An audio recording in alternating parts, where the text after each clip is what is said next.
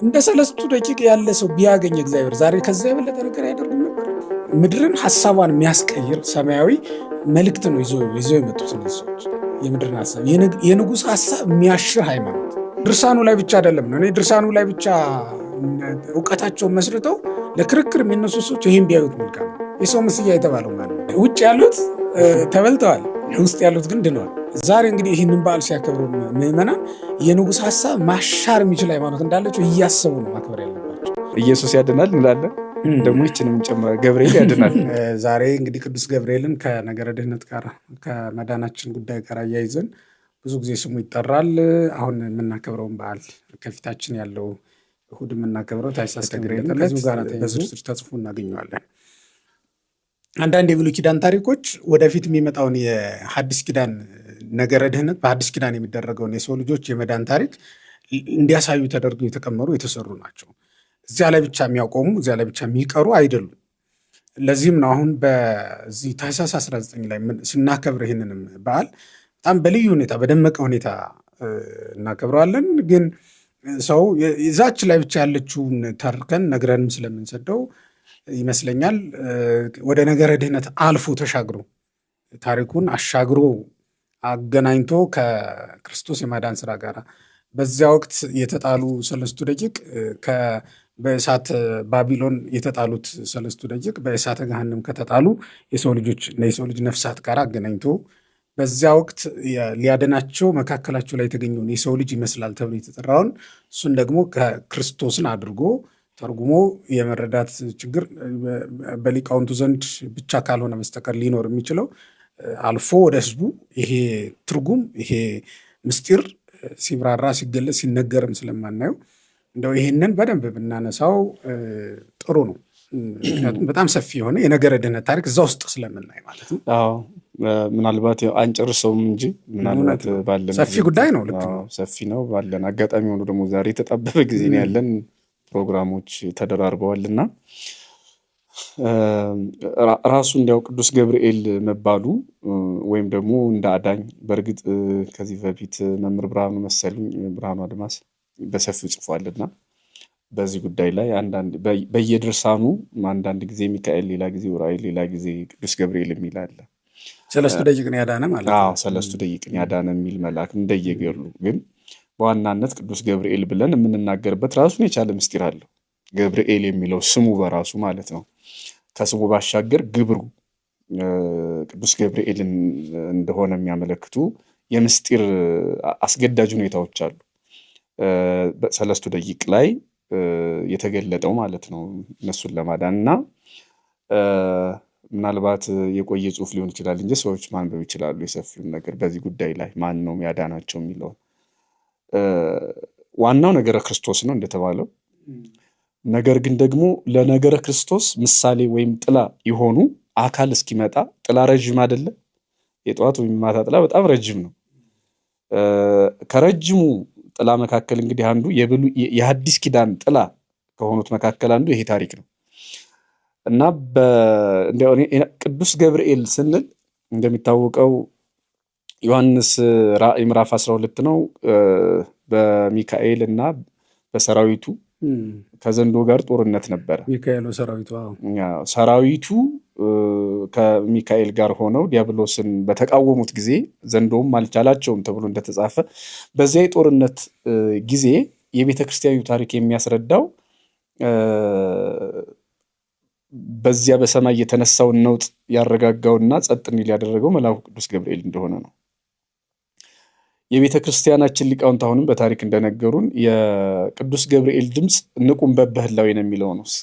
በያለንበት ጸንተን ንቁም የሚለው ማለት ዲያብሎስ እኔ ፈጠርኳችሁ ባለ ጊዜ ማን ፈጠረን የሚለው ዛሬ እግዚአብሔር የለሾች የሚያነሱትን ሐሳብ ቅዱሳን መላእክት አንስተውት ጥያቄው ተመልሶላቸዋል። የተመለሰና ወይም ያደረ ጥያቄ ነው። አሁን እንደ አዲስ ስለ ፈጣሪ የሚነሳው ክርክር ማለት ነው።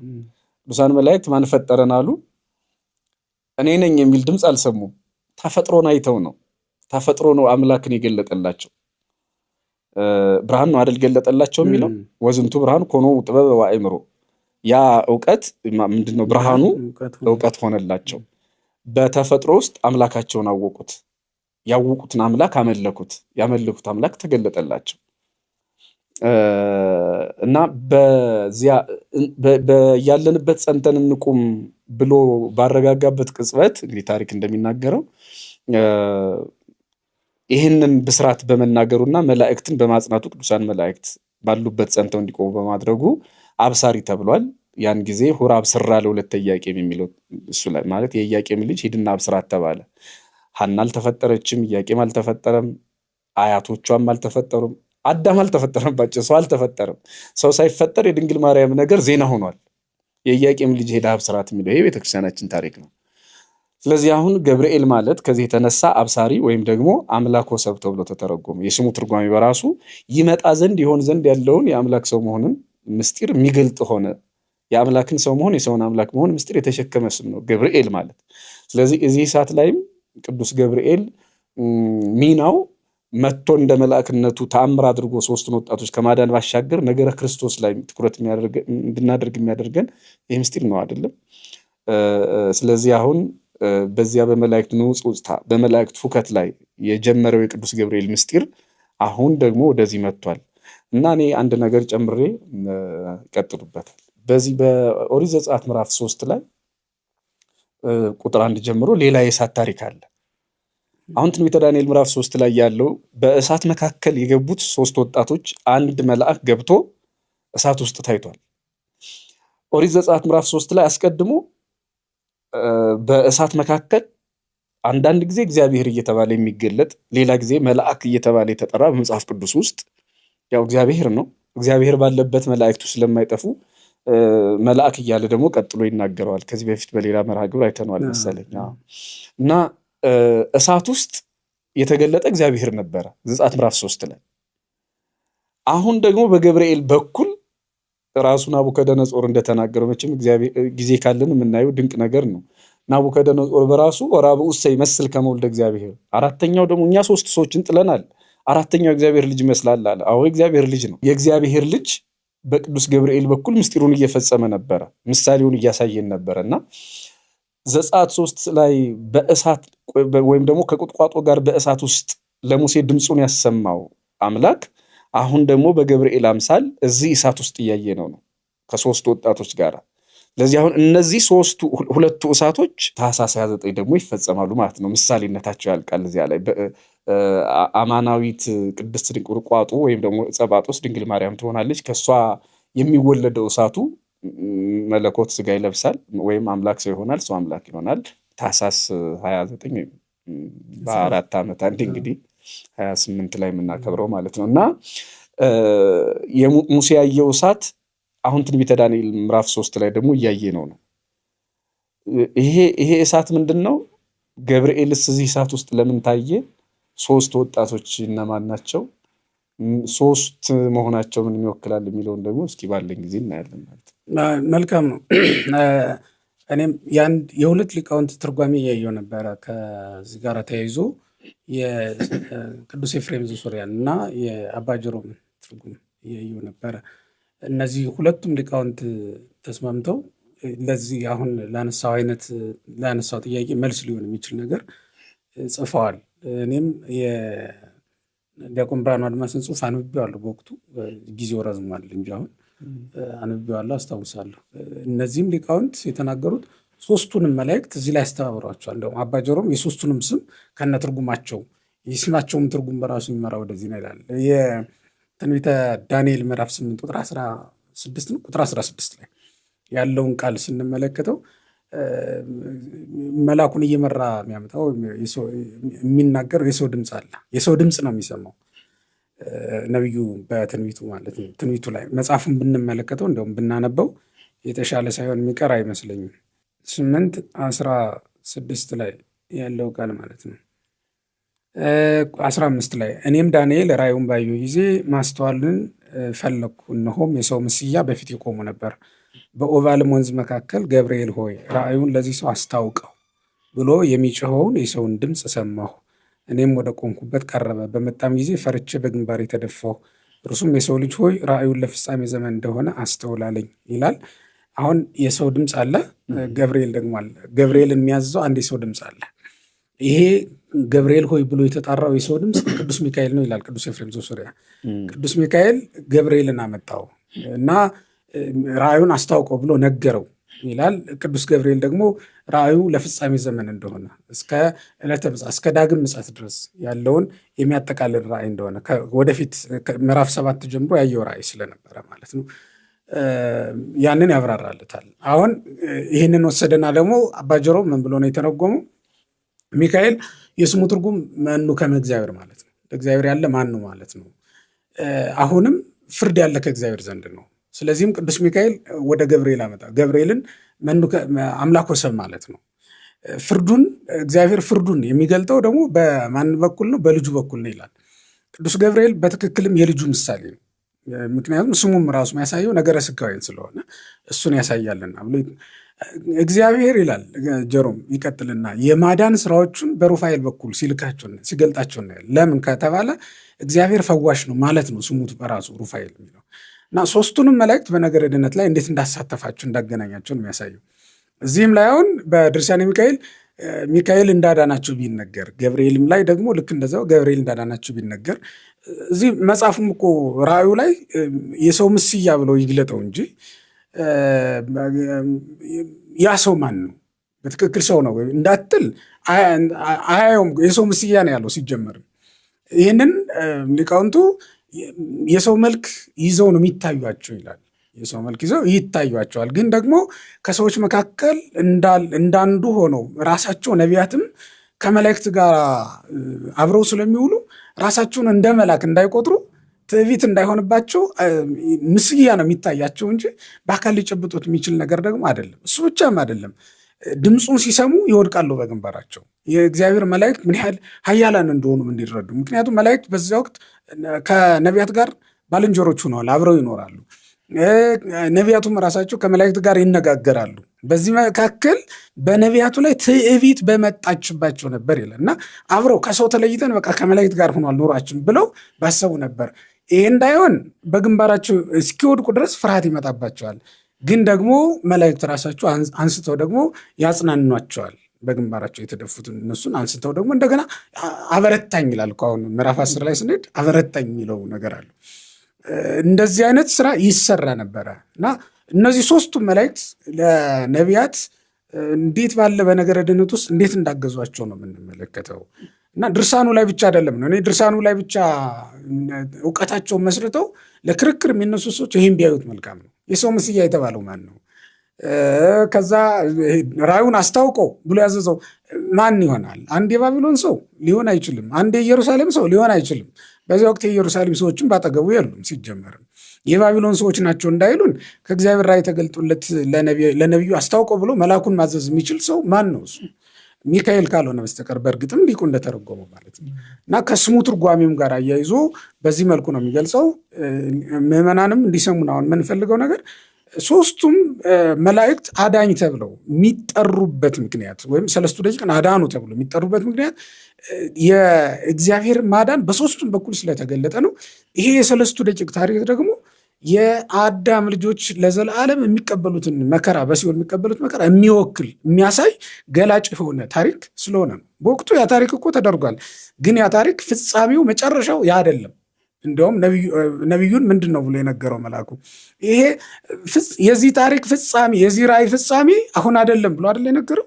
ስለዚህ የዚህ ራእይ ፍጻሜ አሁን ካልሆነ የዚያ ታሪክም ፍጻሜ አሁን አይደለም ማለት ነው። እንደዚያ አይነት ነገሮች ይታዩበታል ማለት ነው። እንግዲህ ቀጣዩን ነገር ደግሞ በጣም ጥሩ እውነት ነው። ትርጓሜዎቹ እንግዲህ በሊቃውንት ባጭሩ ይህንን ይመስላል።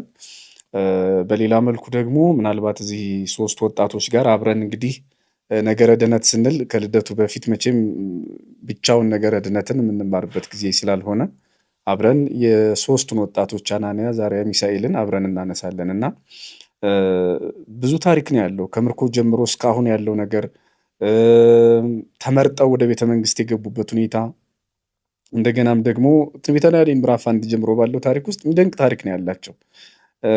ለምሳሌ ጮማ ስጋ አንበላም ብለው ለትምህርት በተመረጡበት ስፍራ የንጉሱን ምግብ ሳይበሉ ጥሬ ብቻ እየቆረጠሙ መልካቸው ስጋ ከሚበሉት በላይ አምሮ የታየበት አስደናቂ ታሪክ ሀየሰት ነፍስቶ ምለሲስ በጣም ማዕደ ንጉስ የሚለው የንጉስን ማዕዱን የሚያማረውን የሰባውን ከመብላት ይልቅ ቆሎ በልቶ ማማር የሚደንቅ የሃይማኖት ተጋድሎ ነው። የሰው ውበቱ ሃይማኖቱ እንዲሉ የሰው ውበቱ ሃይማኖቱ እዚህ ጋር ነው በቃ ቦታው። በጣም እውነት እንደዚህ ያየነውን በልተን አመዳም በሆንበት ዘመን ሰው ጥሬ በልቶ በዚህ ደረጃ ከንጉስ ተቀላቢዎች አምሮ መገኘት የሚገርም ዛሬም በባህታዊ ይታያል። እውነት ለመናገር እኔ ሽቱ ከሚቀቡ ሰዎች በላይ መዓዛቸው የሚጣፍጥ ባህታውያን አሉ። ይሄ አሁን ዘመን ያመጣውን ቅባት ከምንለቀለቅ ሰዎች የተሻለ ውበትና ግርማ ሞገስ የሚታይባቸው ሰዎች አሉ። ኧረ እኔስ እንኳን ባህታውያን ይቅርና ማለት ነው እኔ እንኳን በእኔ እድሜ ገበያ ደርሰው የሚመለሱ እኔ ባደኩባት አካባቢ ሐሙስ፣ ማክሰኞ፣ ቅዳሜ ገበያዎች ነበሩና ገበያ የመጣ ሰው የምናውቀው የሆነ አሪቲ የሆነ ደስ የሚል ነገር ነበረው እና ገበያ ነው እንዴ ዋልሽው ወይ ገበያ ነው ያልከው ምናምን ይባላል። ሽታው በራሱ የሆነ የተፈጥሮ ነገር ይዘው ሄዱና እዚያ ጋር ሲገበያዩ ምን ሲሉ በጣም ጥሩ መዓዛ ነው። አሁን ወይ ኮሮና ወይ ምንድነው የሆነ በሽታ ነው የሚመጣ ተላላፊ በሽታ ጉንፋን ነው የሚመጣው። በሰሞኑ ደግሞ የመጣ አንድ በሽታ አለ ከተማው እና በጣም እንኳንስ በገዳማ አባቶቻችን እናቶቻችን ይቅርና እንዲሁ ዝም ብሎ ገጠር ውስጥ የሚኖሩት ሰዎቻችን እንኳን ወዛቸው ተለይ። እውነትን እኮ ነው። እኔ ገበያ የሆነ ሰው ሽቱ እየረጨ ሚልክ ነበር የሚመስለኝ ገበያ መሄድ ሳልጀምር ድሮ። እና ይሄ የሶስት ወጣቶች ጥሬ ቆርጥሞ ቀዝቃዛ ውሃ ጠጥቶ ከሌሎቹ በላይ አምሮ መገኘት የእምነት ውበት እውነትም አስደናቂ ነው። እንግዲህ በመጨረሻ ተመርጠው በገቡበት ቤተ መንግስት የሃይማኖት ልዩነት መጣ። ለጣዖት ስገዱ ተባሉ። ስልጣን ይቅራሉ። ስልጣናቸውን በእምነት አልቀየሩ። ምንድነው የሚባለው? ይሄ የጎባጣ አሽከራ ጎንብሶ ይሄዳል የሚባል አባባል አለ በእኛ ዘመን። ንጉስ ከወደደው ምንም ነገር ይሆናል። እንደ ንጉሱ ያጎነብሱ ነው እንደ ንጉሱ አጎንብሱም ይባላል። እንደሱም ይባላል። ምንም ችግር የሌለበት ሰው ንጉሱ የሚያነክስ ከሆነ ማነከስ፣ ንጉሱ የሚያስል ከሆነ ንጉሱ የሚስቅ ከሆነ አብሮ መሳቅ፣ ሳያስቅ ዝም ብሎ ማለት እሱ በቃ ቀሱ ቀልዶ እንዴት ሳንስቅ እንቀራለን ብሎ ማለት ነውና እንደዛ የማያረጉ የአቋም ሰዎች በጣም ወጣትነት፣ ጎልማሳነት በቃ ቦታውን ይዞ የምናገኘው ደግሞ እዚህ ቦታ ነው እና ሲያጠር እንግዲህ በሃይማኖት አልመሰሉ፣ ለጣዖት አልሰገዱ እና የሚገርመኝ እዚህ ውስጥ ምንድን ነው አረባካችሁ ለጣዖቱ ስገዱ ሲባሉ ትንቢተ ዳንኤል ምዕራፍ 3 ላይ ነው አይደል? ይሄ ቁጥር 14 15 እንደዚህ የምናመልከው አምላክ ከእቶነ እሳት ያድነናል፣ ባያድነንም እንኳ አንተ ላቆምከው ምስል አንሰግድም። እኔ በጣም ባያድነን እንኳ የሚለው ምክንያቱም እኔ እንኳን እንደው በእኔ ትንሽ ግንዛቤ ያለኝ ብዬ ሳስብ እግዚአብሔር ይህን መከራ ካላራቀው እንዴት ብዬ ጥያቄ እኮ የሚፈጥርብኝ ነገር ይኖራል። እንዴት አመልከዋለሁ የሚሉ ሰዎች አሉ እንጂ በቃ ይህን ካላደረገ የለም ማለት ነው። በጣም የለህማ በመንበርህ የለህማ በዙፋንህ ብለው እግዚአብሔርን በተደረገላቸው ልክ የሚመዝኑት ባልተደረገላቸው መጠን ደግሞ የሚያሙት ምናማው ሰዎች አለንና ባያድነን እንኳ አንተ ላቆምከው ምስል አንሰግድም። በጣም ትልቅ የእምነት ኃይል ነው። ቅዱስ ጳውሎስም ለዚህ መሰለኝ በእምነት ስለ እምነት በተናገረ በዕብራውያን ምዕራፍ 11 ላይ ነው አንዳንዶቹ የእሳትን ኃይል አጠፉ የሚለው የእሳትን ኃይል ያጠፉበት ትልቁ ምስጢር ይሄ ነው። በሌላ መልኩ እንግዲህ የቤተክርስቲያናችን ሊቃውንት ሶስት መሆናቸውንም እግዚአብሔር ባወቀ ያደረገውን ታሪክ ቅድም እንደተባለው እስካሁን አንደኛው ቅዱስ ገብርኤል አራተኛ ሆኖ እስኪመጣ ድረስ ሶስት ወጣቶች ምንድን ናቸው የሚለው ነው። ሶስት ወጣቶች በሰሉ ስለት የሚለው ሆሴ ነው 6 ላይ ይሄ በሶስት ቀን ይቀጣናል ወይም ይቀስፈናል የሚለውን ቃል 3 ቀን የሚለውን ዘመነ አበው፣ ዘመነ መሳፍንት፣ ዘመነ ነገስት ብለው ተርጉመውታል። ሶስት ወጣቶች ክርስቶስ እስኪወለድ ድረስ የነበረውን ዘመን ይወክላሉ። በዚህ በሶስቱ ዘመን ማለትም በቁጥር ሲለካ 5500 ዘመን ማለት ነው። ሲከፋፈል ዘመኑ 3 ነው። ልክ እንደ 3 ወጣቶች ዘመነ አበው፣ ዘመነ መሳፍንት፣ ዘመነ ነገስት። ከዚህ በኋላ አራተኛው እንደመጣ ሁሉ እነዚህ ዘመናት ሲያልፉ ማለትም 5500 ዘመን ሲፈጸም እዚያ እሳት ውስጥ ቅዱስ ገብርኤልን እንዳየነው ሁሉ መድኃኒታችን ኢየሱስ ክርስቶስም የኃጢአት እሳት የሚነድባት ዓለም ላይ መጥቷል፣ ተገልጧል። አሁን እንግዲህ ቅዱስ ገብርኤል በአይነ ስጋ ማየት አይቻልም ከርቀቱ የተነሳ። የኛ አይነ ደግሞ እንኳንስ ቅዱሳን መላእክትን ነፋስ እንኳን ማየት አይችልም ጸጋ ካልተጨመረለት በስተቀር። በተፈጥሮ እንዲሁ ባለው አይናችን ማየት አንችልም። እና ጣዖትን አቁሞ ለጣዖት የሚሰግድ ሰው ግን ሰው የመሰለ መልአክ አየ። በጣም የሚደንቅ ነው። እና ይሄ እኛ 3 ሰዎች ጥለናል፣ አራተኛው ግን የእግዚአብሔር ልጅ ይመስላል አለ። ይሄ እንግዲህ የእግዚአብሔር ልጅ የተባለ ኢየሱስ ክርስቶስ ነው። መጀመሪያም ይሄ ሰው እኮ ያየው እንደውም ነብዩ ዳንኤል ራሱ በኋላ በመተርጎም ስም ህልሙን በመተርጎም የናቡከደነጾርን ህልም በመተርጎም ሰበብ ገባው ተረዳው እንጂ የሰው እጅ ሳይፈነቅለው ከረጅም ተራራ ድንጋይ ሲወርድ አይቷል አይደል? በኋላ ነገረ ስጋዌን ናቡከደነጾር በደንብ ነው ያየው። እና የሰው እጅ ሳይፈነቅለው ማለት ያለ ወንድ ዘር ማለት ነው። የወንድ ዘር ጣልቃ ሳይገባ እንደኛ በተፈጥሮ ልማድ ምንድነው በህገ ተፈጥሮ ያይደለ ከህገ ተፈጥሮ ውጪ የሰው እጅ ሳይፈነቅለው ማለት ያለ ዘር ማለት ነው። ድንጋይ ማለት የማዕዘን ራስ ወይም ደግሞ የህይወት ያም ማለት ክርስቶስ ነበረ ብሎ ቅዱስ ጳውሎስ በቆሮንቶስ መልእክቱ የሚናገርለት አለቱ ኢየሱስ ክርስቶስ ነው። ህይወት ነው አለ የህይወት ድንጋይ ወይም እስራኤል የጠጡለት አለት። አዎ እሱን አስቀድሞ ናቡከደነጾር አይቶታል ባጭሩ። አሁን ደግሞ ከነዚህ 3 ወጣቶች ጋራ ይሄንን ምስጢር ማየቱ እጅግ በጣም ድንቅ ነው። እና 3 ወጣቶች እኒህን ዘመናት ወክለዋል። ቅዱስ ገብርኤል በኋላ ዘመን ከቅድስት ድንግል ማርያም ሰው የሚሆነውን የሚወርደውን የሚወለደውን ክርስቶስን ወክሏል። ለዚህ ነው ስሙም ግብሩም ኢየሱስ ክርስቶስን ይመስላል ያልነው። ኢየሱስ ክርስቶስ ከቅድስት ድንግል ማርያም በተወለደ ጊዜ ደግሞ ምንድነው እሳቱ ያለ እንደሆነ የዓለም የኃጢአት እሳት ነዶበታል። ሲኦል ያለ እንደሆነ ደግሞ እኛን ለማዳን እዚህ ምድር ድረስ ብቻ አይደለም የመጣው፣ መቃብራችን ውስጥ ገብቷል። ማለት ሞታችንን ሞቷል፣ መቃብራችንን ተቀብሯል፣ ሲኦልም ድረስ ሄዷል አይደለም። ስለዚህ ያ የሚነደው እሳት ከኃጢአት ባሻገር የኃጢአት ውጤት የሆነውን ሲኦል ድረስ ሄዶ ነፍሳትን ማውጣቱን ያመለክታል ማለት ነው። ስለዚህ እሳቱ ኃይል ደግሞ እነዚህን 3 ወጣቶች አለመብላቱ እንግዲህ ደጋጎችን ይመለከታል ማለት ነው። ደጋግ ሰዎች ምንም እንኳን ሲኦል ቢገቡ ሰሎሞን ነው የተናገረው ወይ ለከፎሙ ስቃየ እሳት የሚለው። በዚህ መሰረት የእሳቱ ኃይል ምንም እንኳን ሲኦል ቢገቡ ደጋግ ሰዎች እና አብርሃም እና ይስሐቅ እነዚህ በእሳት እንዳልተበሉ የሲኦል እሳት እንዳላቃጠላቸው የእግዚአብሔር እጅ እግዚአብሔር ቸርነት ሲኦል ድረስ ገብቶ እንደጠበቃቸው የሚያሳይ ነው። ነገር ግን ሲኦልም ውስጥ የሲኦል እስረኛ ናቸው ዞሮ ይህንን ባጭሩ የሚያሳይ ነው። ምናልባት እውነት ነው። በጣም የሚገርመው አሁን የነዚህ የሰለስቱ ደቂቅ እንደው ራሱን ችሎ ፕሮግራም ሊሆን የሚችሉ ናቸው። እውነት ለመናገር አሁን ሳስበው ታሪካቸው በጣም ሰፊ ነው። ጊዜ ቢኖር ኖሮ ራሱን አስችለን ብንሰራው በጣም ደስ ይል ነበረ። የወጣቶቹ ጉዳይ እምነታቸው፣ ጽናታቸው፣ ትዕግስታቸው ሁሉ ስንመለከተው እግዚአብሔር በትክክል ያንን የእግዚአብሔር ሕዝብ እንዲወክሉ እንዲያሳዩ አድርጎ የመረጣቸው ሰዎች ናቸው። እኔ እንዲያውም ምን አስባለሁ መሰል የት ሄዱ እነዛ ሁሉ ካህናት ተማርኮ ፋርስ ባቢሎን የወረዱት? የት ሄዱ? ኢየሩሳሌምን በትንቢታቸው እውቅ ሲያደርጓት የነበሩ ነቢያት፣ የሐሰት ነቢያት በጠቅላላው ማለት ነው። እግዚአብሔር እንዲህ አለ እያሉ በኤርሚያስ ታሪክ እኮ ስንመለከት የኤርሚያስ መጽሐፍ ስናነብ በጣም ብዙ ነቢያት ነበሩ በኢየሩሳሌም በዚያ ወቅት ምርኮ ሲፈጸም። የት ገቡ?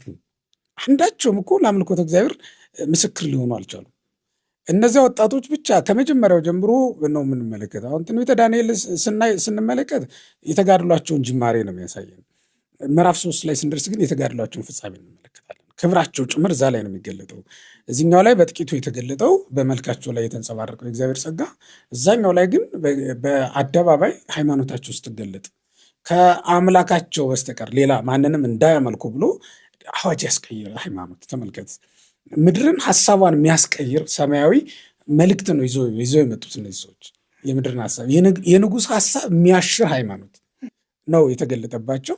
ዛሬ እንግዲህ ይህንን በዓል ሲያከብሩ ምዕመናን የንጉሥ ሀሳብ ማሻር የሚችል ሃይማኖት እንዳላቸው እያሰቡ ነው ማክበር ያለባቸው።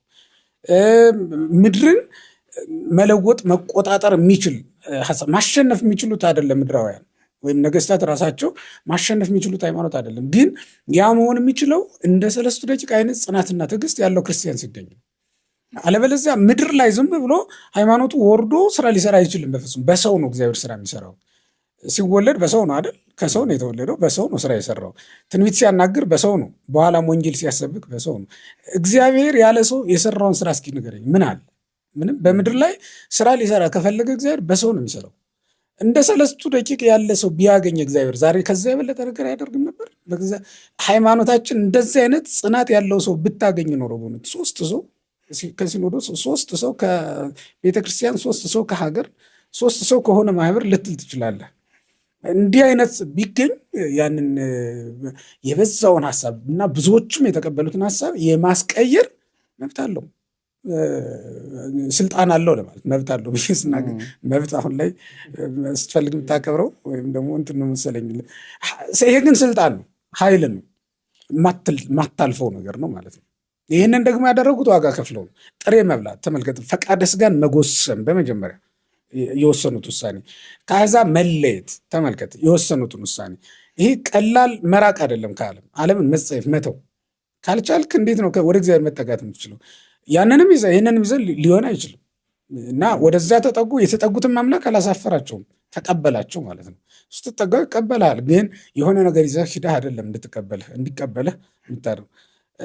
የቆሸሸ ልጅ እኮ ቆሻሻ ንክቶ የመጣ ልጅ እናቱ ትወደዋለች። በዚህ ምክንያት አጥባት ገንዘብ ታደርገዋለች እንጂ እንዳለ ተቀብለው ልብሷ እንዲጨማለቅ አይደለም የምትፈልገው።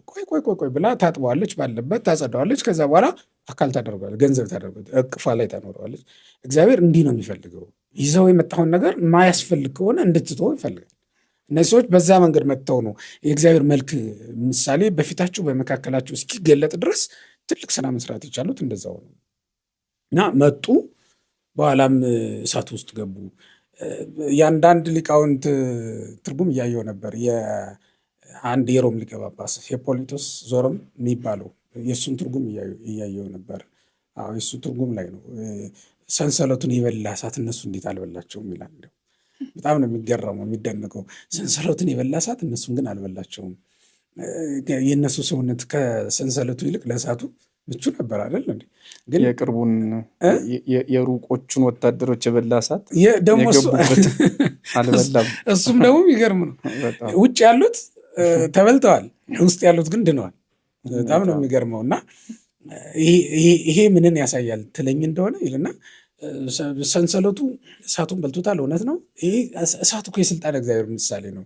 እሳቱ ወይም ስልጣን እግዚአብሔር ወይም ፍትሐ እግዚአብሔር ሰዎችን አደናለች፣ ኃጢአትን ግን በልተዋል። ሰንሰለቱ የኃጢአት ምሳሌ ነው። የፍዳ መርገም ምሳሌ ነበረ እና ፍዳን መርገምን አጠፋ። አምላክ ሰው ሆነና ፍዳና መርገምን ከሰው ልጆች ጨርሶ አጠፋው። ከዚያስ አስረን ነበር የጣልናቸው ይላል። ከዛ ግን ናቡከደነፆር ሲያቸው አርባዕተ እደወነ ፍቱሐነ ነው የሚለው። የተፈቱ ሆነው 4 ሰዎችን አያለሁ ብሎ ነው የሚናገር። ሲጣሉ ታስረው ነበር፣ ሲታዩ ግን ተለቀው ነበር፣ ነፃ ነበሩ እና እየዘመሩ ነው የነበረው። እንግዲህ በታሪክም እንደምንረዳው በትርጓሜም እንደተማርነው ነፍሳት ዝማሬ የጀመሩት በሲኦል ውስጥ ነው። ሰላም ለኩልክሙ ተባሉ ምስለ መንፈስከ እያሉ መዘመር የጀመሩት እዛ ነው። ክርስቶስም ለእነሱ ሄዶ ነፃነትን የሰበከላቸው በቅዱስ ጴጥሮስ ስብከት ነፃነትን የሰበከው እዛው ሲኦል ውስጥ ነው። አሁን ተመልከት፣ የሲኦልን እሳት ማስታገስ፣ እዛው ነፍሳትም እዛው ዝማሬ እንዲጀምሩ ማድረግ። ክርስቶስ ገብቷል፣ ሲኦልም ገነት ትሆናለች እኮ። ክርስቶስ ካለበት ምንም እንትን የለውም፣ ሲኦልነት የለውም፣ ስልጣን የለውም እና ሌላው ነገር ሁሉ። ከዛ ነፃ አደረጋቸው ከፍዳ ከመርገም። ፍትሐ እግዚአብሔር አይደለ? ያንን እሳቱ ሰንሰለቱን በልቶ ነፃ ያወጣቸው፣ 3 ደቂቅን የተፈቱ እንዲሆኑ ያደርጋቸው የንጉሱ ትእዛዝ። ያ ማለት የዲያብሎስ ፈቃድ አይደለም። እዚያ ላይ ፈቃዱን አልተጠየቀም ዲያብሎስ። በቃ ስልጣን እግዚአብሔር ፍትሐ እግዚአብሔር ፈታቻቸው። ከዚያ በኋላ ማን ይሰራቸው? ተነሱና ዘመሩ እና በትክክልም የተፈቱ ሰዎች ነው የሚታዩት። ከዚያ በኋላ ከኃጢአት ነፃ የሆነ ዓለም ነው። ከዚያ በኋላ ከጥንተ አብሶ ከፍዳ ከመርገም ነፃ የሆነ ዓለም ነው። ከዛ በኋላ በእግዚአብሔር ፊት የሚታይ ማለት ነው። በዚህ መልኩ የመጣ ነው ይላል። 4ተኛውስ ማን ነው ትለኝ እንደሆነ ንጉሱ የመሰከረልህን ተቀበል ይላል ሂፖሊቶስ። ንጉሱ የመሰከረው የሰው ፊት ያለው ብሎ ነው እና አንተ ንጉስ ሆይ ማን ነው ልብህን እንዲያርጉ የነካው ይላል። እንዴት እንዲህ ሊገለጥልህ ቻለ? እንዲህ አይነት ነገር እንዴት ትናገራለህ ብሎ ያደንቀዋል ንጉሱን። በእርግጥም የእግዚአብሔር ፍቅር ወግተዋለች ልቡን እና አይኖቹ እንዲገለጡ አድርጋል። የቅዱስ ጳውሎስ አይን መገለጥና የዚህ ሰው አይን መገለጥ እኮ ተመሳሳይ ነው። የሐዋርያት ሥራ ምዕራፍ 9 ላይ እንደ ሸረሪት ድር እግዚአብሔርን ከማየት የገታው እኮ ነው። ይህን ዓለም ያሳየዋል። ምክንያቱም እየተመራ አይደለም ወደ ደማስቆ ሄድ የነበረው፣ በነፃ ነው ሲሄድ የነበረው። በኋላ ግን እንደ ሸረሪት ድር የተነቀለው ነገር እግዚአብሔርን እንዲያደረገው። ይሄም ንጉሥ እንደዚህ አይነት ጸጋ ነበር የገጠመው። እግዚአብሔርን ማየት ቻለ። ምን አለ? በቃ አራተኛውስ የእግዚአብሔርን ልጅ ይመስላል ብሎ ደግሞ በቀጥታ ከድንግል የተወለደውን ክርስቶስ እናያየው። ሳይወለድ እንደተወለደ ሆኖ የተመለከተው እንደዚያ ሆኖ ነው። እኔ እንዲያውም በኋላኛው ዘመን ራሱ የባቢሎን ነገስታት አይደሉ መጥተው የገበሩለት ለክርስቶስ የናቡከደነጾር ትንቢት ምሳሌ ምኞት ነው የተፈጸመላቸው። እዚያ ዳንኤል ማን ነው በባቢሎን ጉድጓድ ውስጥ የተመለከተውን ንጉሥ ተወልዶ መጥተው አዩት ልጆቹ። በሱ ዘመን ባይፈጸምም መጥተው ግን ያንን አራተኛውን አይተውትን ሄዱት። እዛ መካከል አገኙት እና በዚህ መንገድ ነገረ ስጋዊ ነገረ ድህነት በሚገባ ነው እዛ እነሱ መካከል የተገለጠችው የእግዚአብሔር ማዳን ስራ የተገለጠችው እዛ ላይ ማለት ነው። እውነት ነው። የኃጢአት ማሰሪያችን የተፈታበት ጊዜ ነው። በጣም ጥልቅ። ስለዚህ ይህም በዓል ሲያከብሩ ምናምን መልእክት እናስተላልፍላችሁና እንጨርስ። ዛሬውን ይህም በዓል ሲያከብሩ ይህን ነገረ ስጋዊ ጉዳይ የነገረ ድህነት ጉዳይ እስኪ አንተ እንድንበል ደግሞ ምናልባት ከነገረ ስጋዊው ባሻገርም ምናልባት ቅዱስ ገብርኤል በራሱ ብዙ ጊዜ ምን አይነት ጥያቄ ይመጣል? አሁን እዚህ አዋሳ ታከብራላችሁ፣ ቁልቢ ታከብራላችሁ፣ አዲስ አበባ፣ በአፍሪካ፣ በአውሮፓ፣ በአሜሪካ፣ በኤዥያ ገብርኤል ትላላችሁ እና ገብርኤል ጋር እና ባርከን ስትሉት እሱ እኮ እግዚአብሔር አይደለም፣ ስንቱ ጋር ነው የሚመጣው? ገብርኤል በዓለም ሙሉ ነው ወይ የሚል ጥያቄ አለና በዋናነት ብቻውን የምናከብረው መልአክ፣ ብቻውን የምናከብረው ጻድቅ፣ ብቻውን የምናከብረው ሰማዕት የለም በቤተክርስቲያን። እግዚአብሔር የማያውቀው መልአክ በዓሉ የለውም። እግዚአብሔር ያከበረውን እግዚአብሔር አከበረው ብለን ነው። ንጉሥ የሾመውን ባለስልጣን ሿሚውን ትተን ተሿሚውን ብቻ ልናጨበጭብለት አንችልም። የምናጨበጭበው ሿሚው ስለሾመው ነው። እልል የምንለው ሿሚው ስለሾመው ነው እና ሿሚው እግዚአብሔር ላኪው እግዚአብሔር ነው። በዚህ ውስጥ እግዚአብሔር የረሳ አንድም ኦርቶዶክሳዊ በዓል የለም። ከዚያ ባሻገር ምናልባት እንደው ቅዱስ ገብርኤል የት እንዴት የሚለውን ነገር በሁለት ነገር ለመቋጨት በእኔ በኩል ያለውን ለማለት ነው። የመጀመሪያው እኔ በጣም የሚደንቀኝ ፍጥነቱን። አሁን 3 ወጣቶች እሳት ውስጥ ገብተዋል። 3 ወጣቶች እሳት ውስጥ ገብተው እሳቱን ያጠፋላቸው ከመግባታቸው በፊት አይደለም፣ ከገቡ በኋላ ነው። ይህ አሁን በፍጡር አእምሮ የሚታሰብ አይደለም። እንግዲህ ወተላአነ ነበልባሉ 40 ተሳቱ በእመት ነው የሚለው 49 ክንድ ወደ ላይ ይነድ ነበረ። ይሄ እንግዲህ አንደኛ እሳቱ ያረፈበት ርቀት ተለክቶ ነው። ሁለተኛ ወደ ላይ ከፍ ያሉ እጽዋት ተለክተው እንደሆነ ሊቃውንት አብራርተዋል። የእሳቱ ቁመት እንዴት ታወቀ የሚለው ላይ የዛፎቹ ቁመት ወጥቶ የበላው ለክተውታል። 49 ነው የሆነው። ስለዚህ በዚህ ደረጃ የሚነድን እሳት ገብተውበት የእሳት ጫካ ሆኗል ማለት ነው። እሳቱ ጫካ ሆኗል። እዚህ ውስጥ የገቡ ሰዎች ወዲያው ነው መቃጠል ወዲያው ነው መክሰል የነበረባቸው። ቅዱስ ገብርኤል እንዴት ፈጥኖ ነው እንዴት ነው እሳቱን የቀደመው የሚለው ነው አሁን በጣም ከባዱ ነገር። እና ይህችን ፍጥነት በተለይ ማር ይስሐቅ ቅዱሳን መላእክት በዓለም ሙሉ ናቸው አንልም። በአካላዊ ሙላት የላቸውም። እግዚአብሔር ነው በአካሉ ሙሉ የሚሆነው፣ በረቂቅ አካሉ ሙሉ ነው። ቅዱሳን መላእክት ግን በብዙ መጻሕፍት እንደተጻፈው ሙንቱሰ ሶቤት ፌነው ለመልእክት አጠው መካኖ ማለት ነው። ቅዱስ ቄርሎስ ከአንድ ቦታ ሲላኩ ሌላ ቦታ አይገኙም። ምን ማለት ነው? ውስን ናቸው። ነገር ግን ማር ይስሐቅ ምን ይላል? ቅዱሳን መላእክት እዚህ በጠራናቸው ጊዜ እዚያ የሚደርሱልን፣ እዚህ አሉ ስንል እዛ የሚገኙት በዓለም ሙሉ ሆነው ሳይሆን በእንተ ቀሊል ሩጸቶሙ በፍጥነታቸው ምክንያት ነው ይላል። ፍጥነታቸው ምን ያህል ያስደንቃል ያለ እንደሆነ አንድ ጠያቂ ይሄው እሳት ውስጥ የገባ ሰው 49 ክንድ ወደ ላይ የሚነድ እሳት ውስጥ የገቡ ወጣቶች እሳቱ ሳያቃጥላቸው የእሳቱን ፍጥነት እንዴት ነው እሳትን የሚቀድም ፍጥነት ነው። ይሄንን ካልኩሌሽን መስራት የሚችል ሰው ይሄ ይገባዋል ማለት ነው። የቅዱሳን መላእክት ፍጥነት ምን ያህል እንደሆነ ደግሞ የሚመጣው ከራማ ነው። የቅዱሳን መላእክት ከተማ አላቸው አይደለም?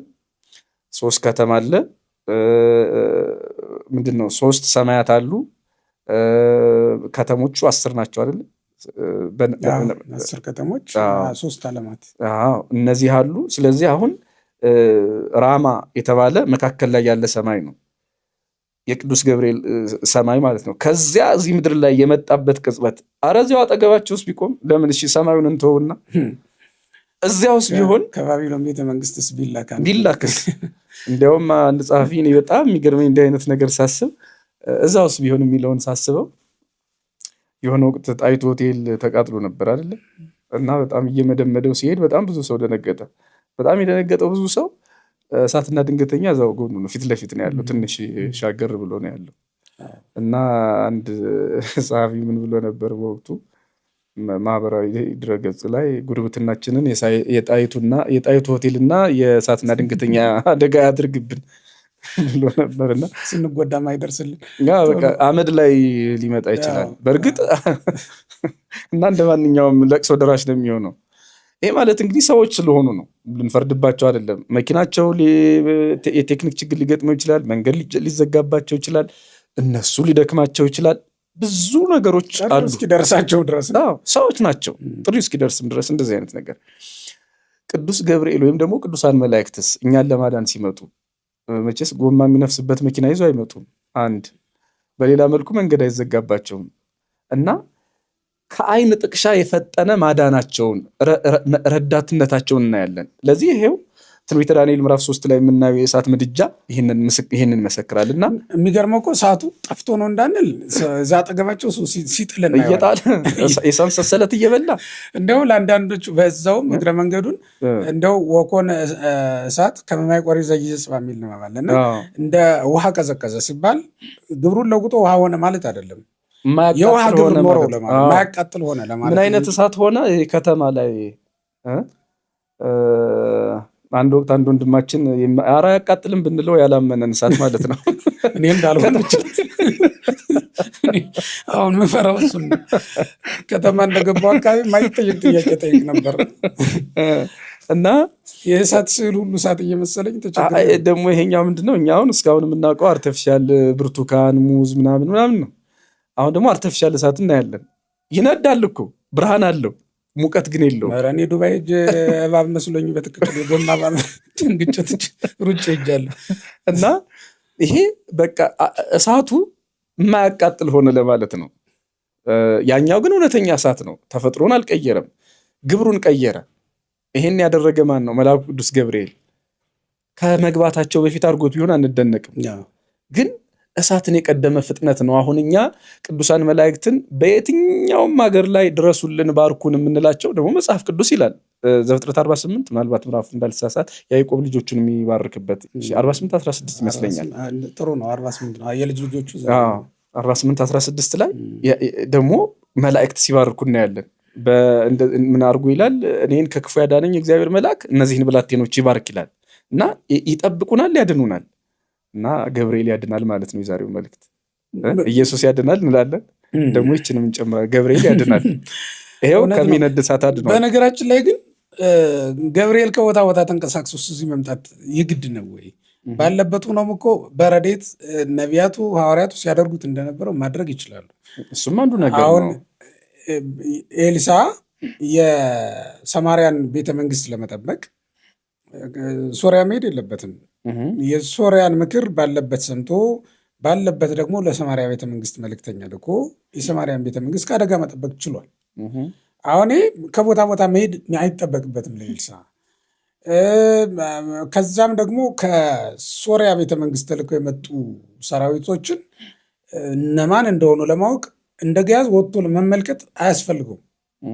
ይህን ያውቃል። እንዲያውም የሰራዊቱን ማንነት አይደለም በዙሪያው ያሉ የሚጠብቁትን የእሳት ሰራዊት የእሳት ሰይፍ የያዙ መላእክት ሁሉ ያውቃል።